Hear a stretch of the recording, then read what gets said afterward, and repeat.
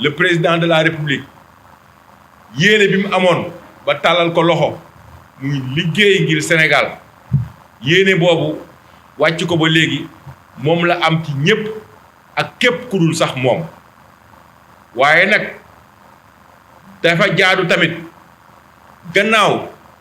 ba ñu féliciter le président de la république ci taxawaay bi mu am di ko feddali tamit suñu kóllëre ak suñu engagement militant à toujours l'accompagner pour le triomphe des idéaux républicains mais nag dañuy dégg boroom xam-xam yi ñu ne à défaut d'avoir ce que l'on veut on se contente de ce que l'on a mais nous disons que le fait de se contenter de ce que l'on a est bien trop ordinaire devant le principe de devant l'admirable principe de ce que l'on veut maanaam ñun ñi nga xam ne l'Alliance pour la République lañ gëm le président lañ épouser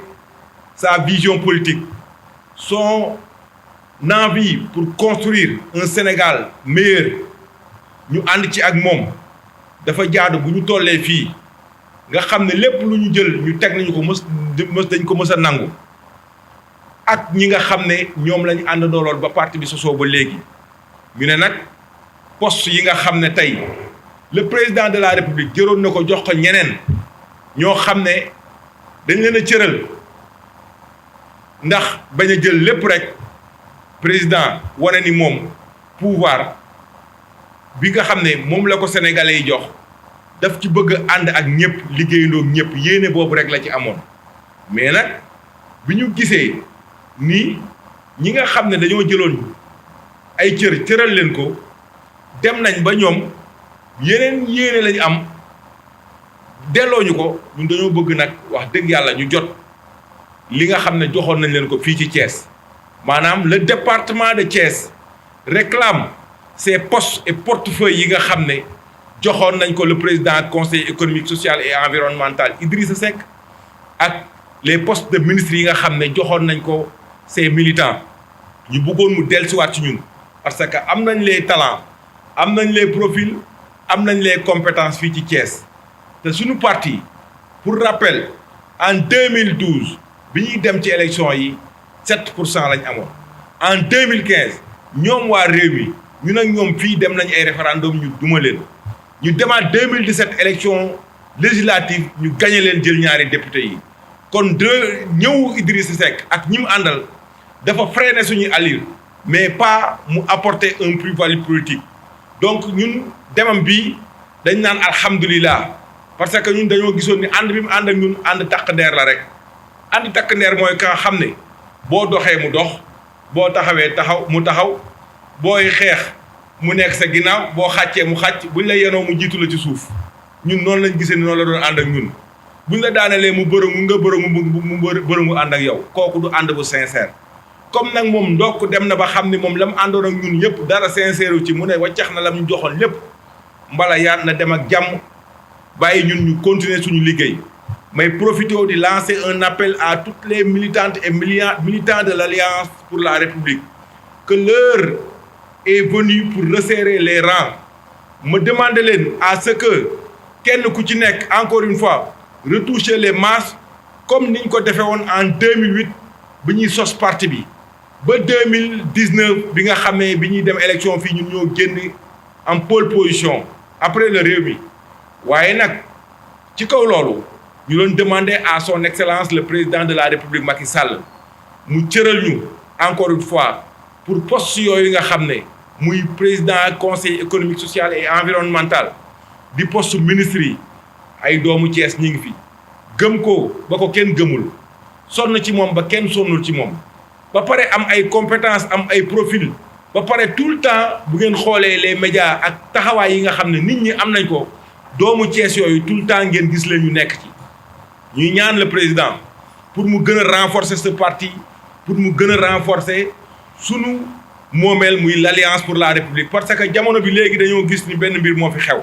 nit ki da nga koy teral yor ko añ ak reer ak ndekki mu la yéene nga torox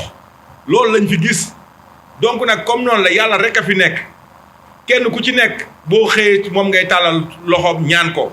nañu gëm yàlla gëm ni Sénégal président liggéey na fi liggéey boo xam ne bilan rek mën na koo may mu toog fi ba 2035 aw ñu ku ñuy ragal aw ñu ku ñuy tiit aw ñu ku ñuy xof tey lañ gën a taxaw pour gagner Thiès gagner bépp commune ak bépp localité bi nga xam ne nekk na fii ci Thiès waaye ci kaw loolu nag olof dafa wax ni fital bu amul bal du tàkk moo tax nag ñu bëgg mu jox ñu ngànnaay yi moo tax mu gën ñu bëgg mu gën ñu dooleel mu gën ñu kattanal gëm ces militants yi nga xam ne ba dara du dara quand rien n'était rien ñoom ñoo fi nekkoon te ëllëg aussi bu ñëpp demee ñun ñoo fiy des yaakaar naa ni loolu lañ amoon pour def wax ak askan bi di aussi remercier et féliciter le président de la République sur la belle émission bi nga xam ne def na ko démb ci yoon wi il a rassuré les Sénégalais il a rassuré les militants il a rassuré les sympathisants ñu xam ne le Sénégal chance la ñu am un président visionnaire comme son excellence le président de la République Macky Sall bi nga xam ne yéeneem ak gis-gisam ci Sénégal kenn amatu ci looy xalaat kenn amatu looy dutee maintenant nag léegi ci xel yi ak xol yi ak xalaat yi lépp dafa nekk ci na fi jóge wala na dem te loolu comme ni mu ko waxee rek bu waxtu wa jotee moom li mu ci war a def dina ko def parce que le président de la République Macky Sall ku ne xam na ni c'est un légaliste en 2012 bi ñu taxawee fii di xeex naan le président d'alors Abdoulaye Wade warul doon candidat moom bi yoon tegee li mu teg da koo topp dem wuti ji kon bu ëllëgee moom mënul def lu dul def lam defoon mooy déglu yoon topp yoon ñun nag ñi ngi koy fàttali suñu kóllëre di ko fàttali ni fam ñu tegoon juguñu fa gëm-gëm bi ñu amoon ci moom tey la gën a yokk yéen ak yaakaar bi ñu amoon ci moom tey la gën a yokk gëm bi ñu ko gëmoon tey la gën a yokk te xam nañ ni Sénégal nit mën nga bëgg wala nga bañ mën nga nangu wala nga bañ a nangu waaye nag ay la yéwén ku bañ li président liggéey ku bañ a gis li président Macky Sall liggéey na nga gëmm wala ku bañ a dégg li muy liggéey na nga fàtt say nopp xam ne président saa yoo génnee gis ay chantier gis ay réalisation gis ni mu transformé le Sénégal loolu kenn mënu ko weddi ñii ñaan nag suñu camarades yi ñu bañ a nekk di xuloo ak xeex ñun jotewuñoo kenn ñun ci liñ nekk lañ nekk ñun ñoo ñu fekk si woon en 2012 ànd ak ñun waa réew mi li ñu def du lu bees en 2012 2013 lañ ànd 1 an le président Idriss Seck génn ba mu génnee taxaw fële ne vision Macky Sall yeggul jam ñaajo kon kooku mënu ma ko topp bu demaatee ba 2019 mu dellusiwaat waay yooyu kooku yey nañ ko te ñun ci élection locale yi aussi lii lépp waxoon nañ ko ñun dara bettuñu ci ñun taxawoon nañ fii ne leen allié bii du allié bu fidèle du allié bu sincère te l'histoire nous a donné raison donc tey ñuy demander à ce que le président de la République mu prête ñu une oreille attentive déglu ñu xam ne ñun ndamam rek lañ bëgg donc loolu laa amoon ma bañ a guddal di sant ñëpp di gërëm ñëpp di demander aux militants et militantes de l'Alliance pour la République et de la majorité présidentielle élargie aussi que l'heure est venue de resserrer les rangs jot na ñu gën a dooleel teewaat xam ne Thiès fii bu ñu fi demee amuñu ku ñuy ragal li ñu doon sonal dem na ab dëgg la woon bu dugg suñu tànk rek sepp nañ ko teg nañ ko nële li ci des mooy dem wuti ji xam ne yàlla ñëpp la fi nekkal ñi ngi sant ñëpp di gërëm ñëpp wasalaam. ñëw ni na ko ne mu dugal loxoom ci di réew mi doxee mais gis nañ ni depuis bi mu duggee ba léegi politiquement à Thiès Benno Bokk Yaakaar daf fi dellu ginnaaw te loolu li ko waral mooy peut-être baaxu président la rek mais man li ma ko doon demandé sax xëy na gën na fort doon man dama ne woon na leen dàq avant ñu naan dañuy démissionner parce que mënuma d'accord un ministre de la République ñëw xëy gàddu sa lettre de démission dem di ko jox président au conseil économique et social environnemental kooku yow yaa génne sa bopp ci gouvernement bi kooku ba mu ñëwee waru woon a fekkaat ba avant muy àgg këram waroon na dégg ni dàq nañ ko ci gouvernement boobu kon boo premier da nga bokk ci benn coalition boobu nga wax mu jox la benn poste nga xëy taxaw déclarer sa candidature publiquement ñëpp di ko dégg ni maa ngi xaar keneen ki buy déclarer candidature am au moins dina ko wax ci coalition boobu te boobaa maa nga fa kooku ba mu ñëwee avant muy wax boobu lañ ko waroon dàq kon dañ leen waroon a dàq parce que amuñu lu ñu mën a apporter politiquement bu la dàqee ba pare nag président li ñu koy demandé mooy poste yi nga xam ne jëlee woon na ko si ay waa Thiès si doomu Thiès yi nga xam ne mooy bi ñuy xool bi ñuy dugal Diatara ministre de l' économie numérique la ñu jëlee si Ndeye Tické Ndiaye Diop jox ko Yankhoba Diatara kon ay doomu parti bi ñu nekkoon si APR Thiès ñoom lañ ko jëlee kon li ñuy demandé waat président na renforcer waat Thiès poste yooyu nga xam ne jëlee nañ fa ñëlee xaw ma ñoom ñu ni danoo démission waaye dama dàq laa gëm jëlee nañ leen fa nañ ko delloo def ay doomu Thiès bu ko defee liggéey bi ñu commencé woon depuis 2012 ñu wala 2009 ñu mën ko àggale parce que bi ñuy commencé liggéey dañu jógee à 7% di dem ba am 42% bi ñu demee ba am 42% li ñëw xajamal suñu liggéey ñëpp xam nañ ko kon bu leen génnee jàpp nañ ne président bu ñu renforcer waatee ñu fi te ma wax la lenn nag défaite bi ñun bokkuñu si parce que xam nañ ni lii nga xam ni moom la ñuy def ñoom Thiès waaye dañ leen a boo xoolee élection locale yi ñu jénn ñu responsable APR yi toog fii yëpp kenn demu si woon ci liste Benno Bokk Yaakaar parce que liste bi dafa xajamoon à Thiès looloo taxoon ñu bàyyi ko bañ ci génnee tamit gis nañ na mujjee kon bu perte day am nañu nangu ni ñoom la Thiès waaye sanctionné parce que ñoom lañu investiroon waaw parce que ñun ban ñuy investir dem nañ fi ba gagné département Thiès ban leen dugalaatee investir leen si leen Thiès waaye bàyyi kon nag président na dellu si waat renforcer waat ñi nga xamante ni Thiès waaye commencé woon na leen a jox bopp commencé la leen jox ba am na ay responsable yu fi nekk am na ay cadre yu nekk Thiès nan leen jox poste ministère yooyu poste conseil économique environnemental buñ sañoon du génn Thiès am na ñu ko fi mën a yore mérito ko yàgg si parti bi kon président ñu ngi lay demandé poste yooyu nga delloo ci waat ko doomu Thiès ñu continuer liggéey jëm ak yow 2024 incha allah liñ bëgg yàlla defal ni ko je vous remercie. di commencé di nuyu sama camarade de parti yi mu fi fekk di wax ni situation bi fu mu toll nii tey doy na waar ba nga xam ni sunu allié boo xam ni pratiquement depuis 2 ans 5 mois ñoo ngi ànd au niveau de Benno Bokk Yaakaar et de la mouvance présidentielle mooy le parti Rewmi mu xëy génn wante déjà les prémices wane woon na ko depuis le 8 février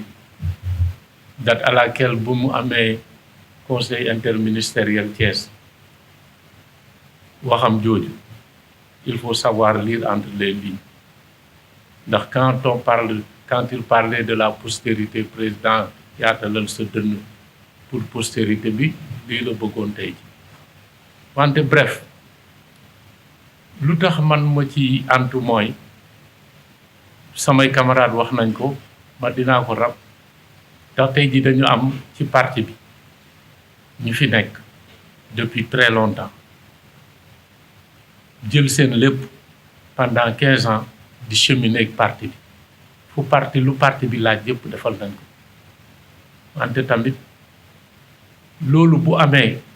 ba loolu taxaw ñun ne serait-ce que bu fekkee ni même amuñu poste nominatif ni électif war nañoo mën a wax dans la bonne marche loo xam ni président ñu jàppale ko ndax président umpul ko ni ñun on était au devant de la scène en 2008 à Thiès bu muy dugg ba 2023 nii tey jii à pareille heure wante ñëpp wax nañ ko conseil économique da ko jëloon jox ko sunu benn allié bu dëkk biir Thiès jël ministère des sports jox ko tamit ku dëkk biir Thiès ñun au vu de ce qui s'est passé au niveau des élections analyse bu ñu gën a def war a def mooy le président bu fekkee ni loolu nga jël loi Rewmi wax ni dañuy démissionner te man defe naa ni woon sax waruñu woon xaar dès lors que nga am dégg ko ci sa nopp da nga waroon a bind décret changer seen ministre changer président conseil économique et social wax ji jeex parti bi nu muy doxee Thiès parce que amatuñu fi woon doole nañu waxante dëgg les seuls postes qu'on a eu ce sont des postes yoo xam ni nominatifs la ak ñaari postes électifs à savoir 2 députés en la personne de Abdou Mbow ak Maïmouna Sène lu ci des yëpp mais comment nan la appareil bi Benno Bokk Yaakaar nekk locomotive dans toutes les élections de 2012 jusqu'à 2022 nekk locomotive bi amul ñoo xam ni capable nañu tirer la locomotive comme il se doit. Tout ce qui se passait c'était au profit de réew bi wante tey jii lu ñuy wax ñun mooy c'est un appel solennel boo xam ni c'est tiré du fond de mon cœur que ni président muy président conseil économique environnemental social man bu ma sañoon nga dox ko doomu waa commune de Thiès wala dans le département ndax am nañ fi nuñ fi waxee ay cadres yoo xam ni ak ay nit ñoo xam ni mën nañ ko doxal. beneen poste bi tamit boo ko mënee def nga defal ñu ko ndax l'APR tamit depuis le remaniement de 2019 mi ngi souffrir ah oui depuis que alliés yooyu dugg ñun sentir tudduñu suñu bopp bu baax gars yi dañuy wax nii rek il faut oser le dire dañuy wax nii rek malgré lépp li nga defal leen ko xoolal élection locale yi nu mu demee xoolal élection législative yi nu mu demee on a été battu à plate couture loolu nag war na jàngat boo xam ni yow yaay président de la République président du parti APR am ay militants yoo xam ne ñi ngi fi depuis 2008 di la topp ñooñu doole leen pour ñu mën a siggil Thiès au moins que ce qui est de la gestion administrative de la localité de Thiès commune de Thiès département ñoom ñu mën ko war a mën a gérer comme ni ngay gérer l'État maa ngi leen di gërëm ku nekk sa tur ak sa sant. Bonjour, je suis M. El Hadj Madabo Wade, membre fondateur de l'APR, membre du Conseil économique, social et environnemental. Nous sommes réunis ici pour parler aux Sénégalais, aux membres de l'APR et au président de la République. Au vu de la situation que nous vivons aujourd'hui dans le Benno Bokk Yakaar ici à Thiès. Comme vous le savez, le président Idrissa Seck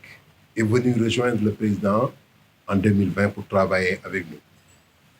Et le président, dans sa magnanimité, dans sa générosité, bien que le président Idrissa Seck n'a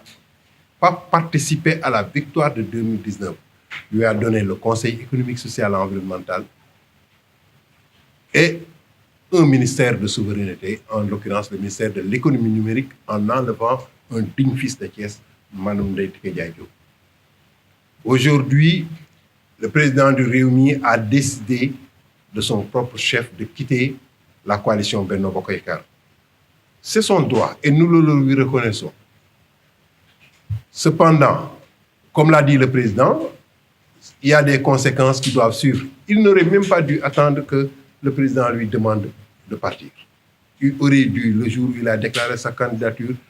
se retirer et demander à ses ministres de se retirer. Il dit qu'il va démissionner demain lundi et l'ensemble des ministres qui sont avec lui. Alhamdulillah. Ce que nous Thiessois, nous voulons, c'est que le président renforce le parti à Thiès, parce que le parti est mourant à Thiès. Nous sommes partis de 7% en 2012 à 42% en 2019. Et ça, sans le parti Rewmi. Depuis que le parti Rewmi a rejoint notre coalition, nous sommes tombés à 25% et 30% pour les 2 dernières élections. Donc, ce qui veut dire que leur apport a été négatif pour notre coalition. Ce que nous demandons au président, c'est de renforcer le parti. C'est que ces 2 postes-là qui ont été libérés par ses anciens alliés soient donnés à des gens de l'APR. Pas à des alliés, mais à des gens de l'APR. Nous avons des cadres qui ont les profils pour ça. Nous avons des cadres pour être ministres, nous avons des cadres pour être nommés au Conseil économique et social et environnemental. C'est pourquoi nous demandons, pour l'intérêt du parti, que le président regarde sa famille politique, que le président fasse en sorte que l'APR revive à Thiès, parce que nous avons les capacités pour le faire. Mais pour aller à la guerre, il faut avoir des armes. Et nous avons besoin de ces armes-là pour reconquérir Thiès. C'est pourquoi nous sollicitons le président de la République pour que des fils de Thiès, des fils du département de Thiès, des fils de la ville de Thiès soient nommés à ces postes-là pour la reconquête